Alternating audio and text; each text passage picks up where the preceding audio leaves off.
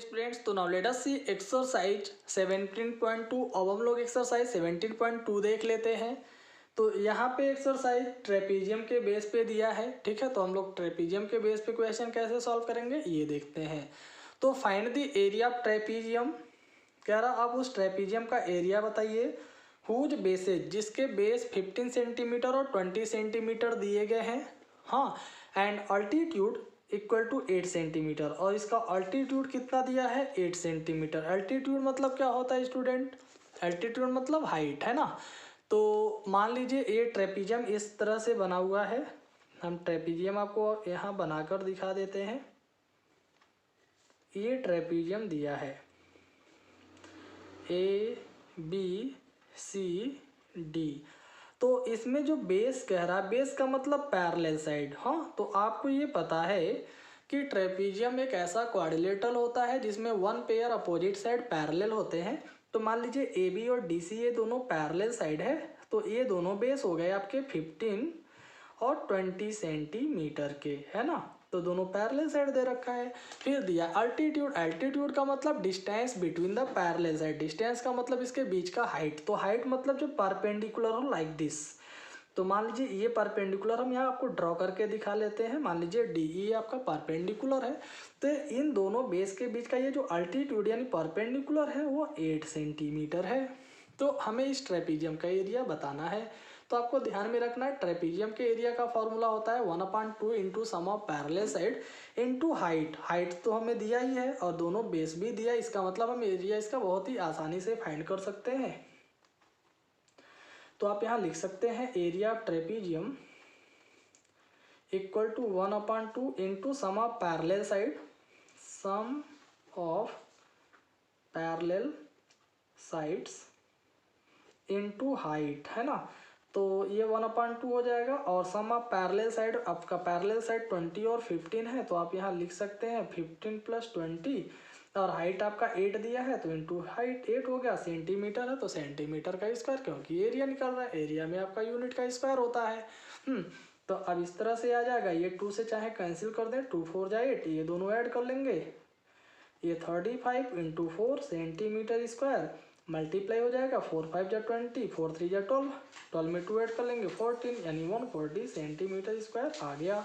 तो इस तरह से इस ट्रेपीजियम का एरिया 140 सेंटीमीटर स्क्वायर होगा। ऐसे इसका बी वाला क्वेश्चन आप लोग खुद से सॉल्व कर लेंगे, हाँ। ओके स्टूडेंट्स, तो now let us see second question of exercise 17.2।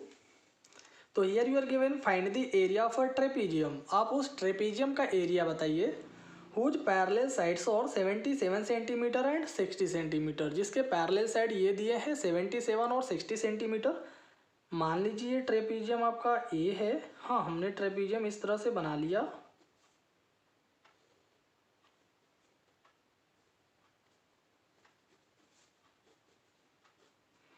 ABCD, इसमें ये मान लेते हैं 77 सेंटीमीटर है और ये है 60 centimetre, and the other sides और 25 सेंटीमीटर एंड 26 सेंटीमीटर। कह रहा बाकी जो दोनों साइड यानी नॉन पैरेलल साइड है वो 26 और 25 सेंटीमीटर दिए। मान लीजिए ये 25 सेंटीमीटर हो गया और ये 26 सेंटीमीटर हो गया। तो अब आपसे कह रहा है इस ट्रेपीजियम का एरिया बताइए। तो स्टूडेंट, अभी हमने आपको फर्स्ट क्वेश्चन में बताया कि ट्रेपीजियम के एरिया का फॉर्मूला होता है 1/2 into sum of parallel side into distance between them. तो इसके बीच ये जो डिस्टेंस है परपेंडिकुलर, वो हाइट हमसे कहा जाता है रखने के लिए। तो हमें तो इसका परपेंडिकुलर डिस्टेंस दिया ही नहीं है, तो हम इसका एरिया कैसे निकालें? तो ऐसे में पहले हमें इसका परपेंडिकुलर डिस्टेंस फाइंड करना होगा, हाँ। अब इसका परपेंडिकुलर डिस्टेंस हम लोग कैसे फाइंड करें? तो परपेंडिकुलर डिस्टेंस के लिए स्टूडेंट हम मान लेते हैं ये कंस्ट्रक्शन कर लिए कि इसका ये परपेंडिकुलर डिस्टेंस DE हो गया। तो हमने ये परपेंडिकुलर यहाँ D वाले वर्टेक्स से ड्रॉ किया है। तो ये जो दूसरा आपका साइड है CB, इसके ही पैरेलल हम यहाँ से कंस्ट्रक्शन कर लेते हैं, यानी इसके पैरेलल ये कंस्ट्रक्शन करेंगे हम। मान लेते हैं ये F है, यानी एफ बी इसके पैरेलल हमने कंस्ट्रक्शन कर लिया। तो आपको तो ये पता है कि ए बी जो है वो डी सी के पैरेलल है, तो अगर ए बी डी सी के पैरेलल है तो इसका मतलब एफ बी भी डी सी के पैरेलल होगा। और ये बी सी को हमने डी ई को हमने बी सी के पैरेलल कंस्ट्रक्ट किया, तो ये भी अपोजिट साइड पैरेलल, ये भी अपोजिट साइड पैरेलल हो गया। तो इस बेस पे हम कह सकते हैं कि E B C D, E B C नहीं एफ है ये, sorry, F B C D एक पैरेललोग्राम बन गया। तो पैरेललोग्राम में अपोजिट साइड इक्वल होता है ना, तो अगर ये 25 है तो ये भी 25 सेंटीमीटर हो जाएगा, अगर ये 60 है तो ये भी 60 सेंटीमीटर हो जाएगा, है कि नहीं। तो अगर एफ से बी का डिस्टेंस 60 आया और ए से लेकर के, हाँ, ए से लेकर के बी तक टोटल डिस्टेंस अगर 77 है, तो अगर हम 77 से 60 को माइनस कर दें तो बचेगा 17, यानी 17 सेंटीमीटर इतना डिस्टेंस आ जाएगा। कितना? ए एफ का। तो ए एफ का डिस्टेंस इस तरह से आ गया 17 सेंटीमीटर। तो अब अगर हम कहें कि डी ए एफ एक ऐसा ट्रायंगल हमको मिल रहा है जिसके सभी साइड अलग अलग हैं, यानी स्केलेन ट्रायंगल बन गया।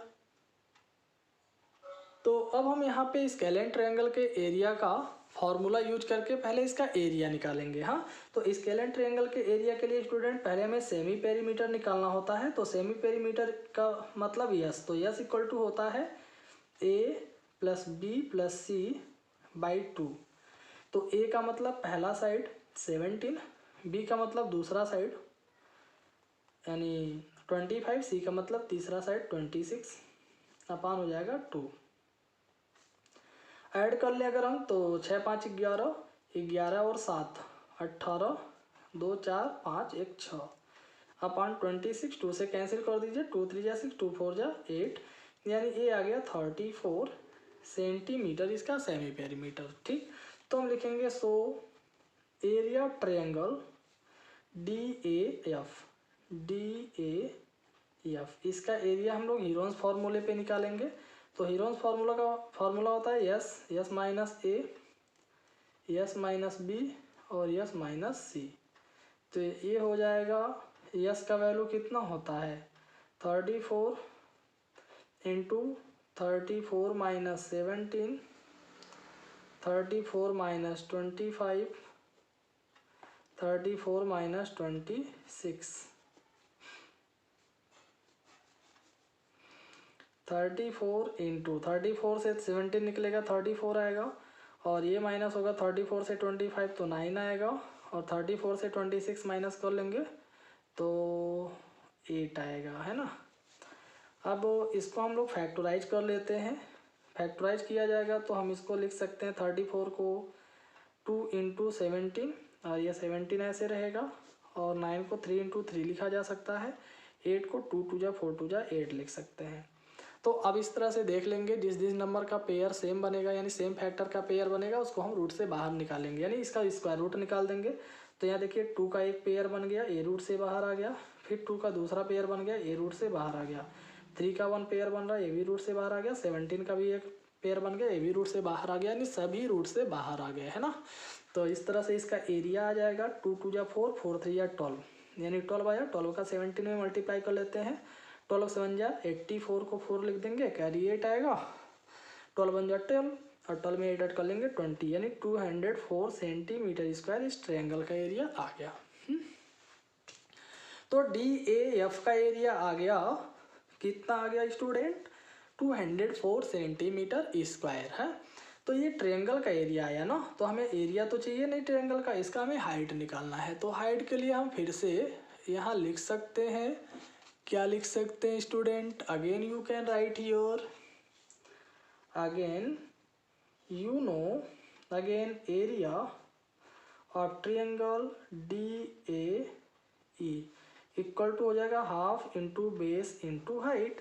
यानी हम जानते हैं ट्रायंगल के एरिया का formula 1/2 into base into height भी होता है। तो चाहे हम एरिया इस फार्मूले पे निकालें, हीरोन्स फार्मूले पे, चाहे इस फार्मूले पे निकालें, एरिया तो हमेशा सेम ट्रायंगल का सेम ही आएगा ना, इक्वल ही आएगा। तो अब हम जब एरिया इसका निकाल ही दिए हैं 204, तो हम यहाँ एरिया के स्थान पे 204 लिख सकते हैं, और ये 1/2 और बेस आपको पता ही है, बेस इसका रहेगा कितना 17 रख देंगे इंटू हाइट हमें नहीं पता है, हाइट हम निकाल लेंगे, है कि नहीं। तब ये क्रॉस मल्टीप्लाई होगा तो ये 204 इंटू 2/17 इक्वल टू हाइट आ जाएगा, 17 नीचे आएगा 2 ऊपर आ जाएगा। 17 से अगर हम इसे कैंसिल करें तो ये कैंसिल हो जाएगा, 17 बन जाए 17, 3 बचेगा 34, 17 2 जा 34, टोटल 2 जा 24। इस तरह से हम कह सकते हैं हाइट का वैल्यू 24 सेंटीमीटर आ गया, यानी एच आ गया 24 सेंटीमीटर, है कि नहीं। अब जब हाइट आ गया तो अब हम एरिया ट्रेपीजियम का फाइंड कर लेंगे। हाँ स्टूडेंट, थोड़ा लेंदी है बट आपको ये क्वेश्चन ऐसे ही सॉल्व करना पड़ेगा, इसका कोई शॉर्टकट नहीं है। सो अब हम लिख सकते हैं एरिया ऑफ ट्रेपीजियम, तो area of trapezium equal to होता है 1/2 into sum of parallel side. तो पैरेलल साइड आपका ए बी और डी सी था, डायरेक्टली हम रख दे रहे हैं फार्मूले पे, आप लोग समझ लेंगे। तो 77 इंटू 60 पैरेलल साइड हो गया, और हाइट अभी हमने जस्ट फाइंड किया 24, ये आ गया।